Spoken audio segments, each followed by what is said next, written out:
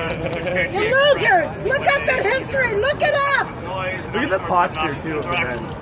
There's that one guy, it looks like he's trying to distract me, but like, look at this guy's posture. He's like, what am I doing here? Like, dude, like, you gotta pump out your chest! Come on, look a little intimidating! Come on! That's actually a crime in Canada. Resist the erasure of indigenous voices. And yet they don't even know what actually happened in that video. They just watched the CBC.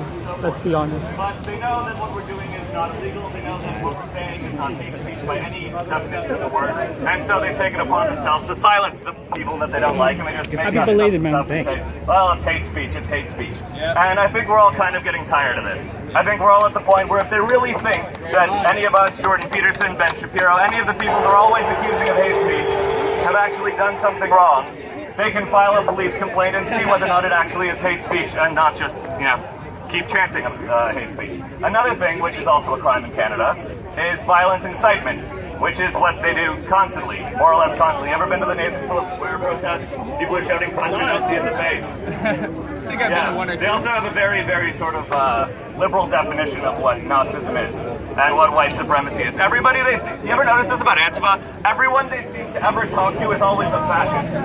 I mean, what are the chances of that? Anyone ever think about this? That everybody turns out to be a fascist. You're standing in Nathan Phillips Square on the wrong day, you're a fascist. Exactly, man. Exactly. Disagree with them, you're a fascist. What? What's happening? What's this? They're actually Nazis on that side. That's what they really are. They're Nazis. I wouldn't actually go quite that far. They're misguided. I mean, no, but this is the thing, is that, just calling your enemies Nazis and fascists, that's sort of their thing. I like to stay away from that. Maybe terrorists. If you actually go to the criminal code and look up the definition of terrorism, which I would encourage everyone, including Antifa, to do, you'll find out that terrorism is using threats of violence or actual violence to intimidate a segment of the population for some political, religious, or other purpose. Now, this is not something that Antifa's been accused of doing. This is their avowed purpose. This is their raison d'etre, okay? What they do is they show up and say there's no space for this, there's no room for this, we're going to drive you away, we're going to shut you down, and there's always violence. And as I think Ronnie mentioned, the disparity in the coverage in the media about this is just shocking, actually. When I was researching the Proud Boys incident, you find all these articles saying Proud Boys disrupt ceremony, Proud Boys disrupt protest. If you Google the Nathan Phillips Square incident, in which Nathan showed up and attacked a bunch of people with violence, what's the headline? Violence breaks out at Nathan Phillips Square. Nobody knows who did it, right? It just kind of happened. Now, Antifa showed up.